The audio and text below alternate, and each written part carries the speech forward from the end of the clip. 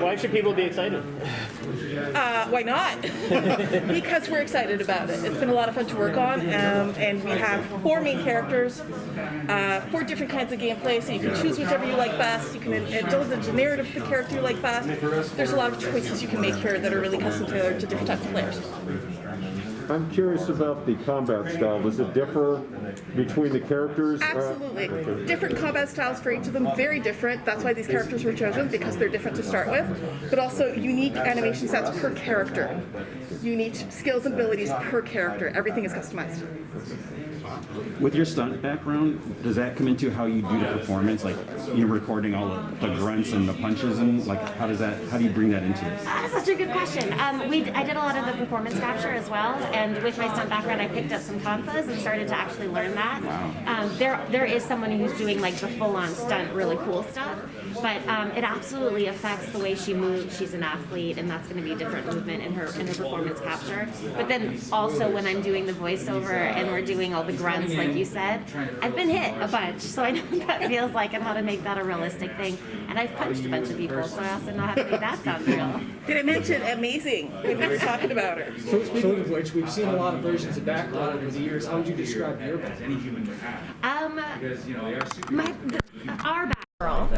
I like to think of it as, Voltron. There's a bunch of different things that go into creating each of these characters. But our Batgirl is always the adult in the room when she's dealing with all the other knights. She's got the sense of humor, she's got the intelligence, she's got the strategy. There's a lot of very familiar things about her, but just the earnestness and the sincerity is what I try to bring to her. What kind of relationship does she have with the other members of the Bat family? At first, really rocky, and that's part of the beauty of it, is that this is not an origin story. All these characters know each other. All these characters have their very own, very different history with each other, and so that is part of the growth of each of the characters, is learning how to come together to fill this void after the death of Batman and work with each other, whether they like it or not. So who's your favorite character next to Batgirl? I have a lot of fun with Nightwing.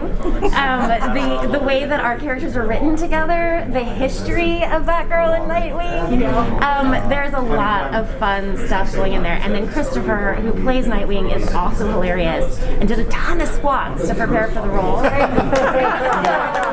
So, his head is in the right space.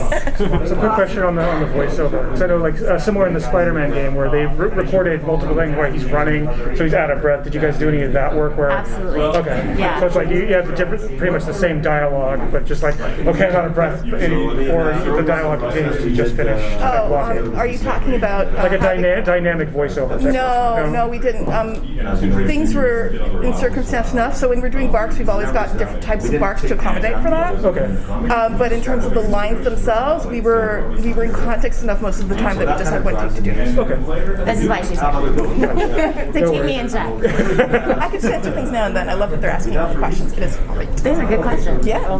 Obviously, the game is going to be hugely, interesting to Arkham game fans. Can you talk a little bit, I don't know if you can compare at all and say, how much more there might be to explore, in this game, or, how it might differ? The Arkham games are amazing, but we're doing something different. I don't feel a need to compare. Okay. We're each doing our own thing the best as we can in the directions we chose to go into. That said, we have a fully explorable Gotham City.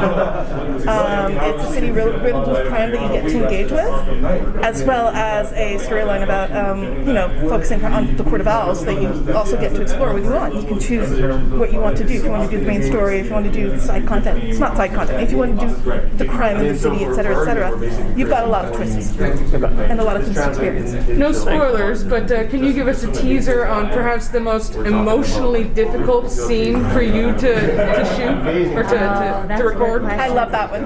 What am I?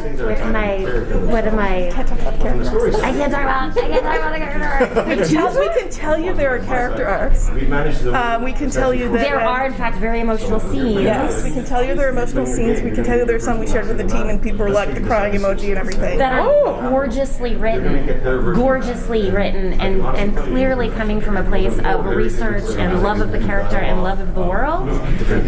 But that's it. That's all I'm allowed to say. How did you come down from that emotional scene? It was hard. It was definitely a challenge. But it was interesting because of the way that it was written, it made it so easy to get into it. And then I just needed some time afterwards to process it. But it's a particularly beautiful scene. I think it's the one we're thinking of. Yeah. I wish I could answer it. So were there any specific storylines from the comics or other mediums that you guys used besides the Arkham games, like that's kind of guide the story forward? Obviously the Court of Owls and all that So stuff. yeah, we used the Court of Owls from Scott Snyder, which is a fantastic story. Obviously it's in comic book format, it's in linear format, but it was a great foundation for us to build a layer to make this into an interactive narrative experience, right? But also, look, my team loves these characters, our actors love these characters, but we read as many comic books as we could get our hands on. We read the like Grayson for Dick, and then we read Batgirl and Burnside, but we also read like a lot of stuff. We didn't stick to one, right? And also, my writers are fans of the characters, and I had one writer per character who owned that voice, who owned that story, and kept it consistent throughout the game.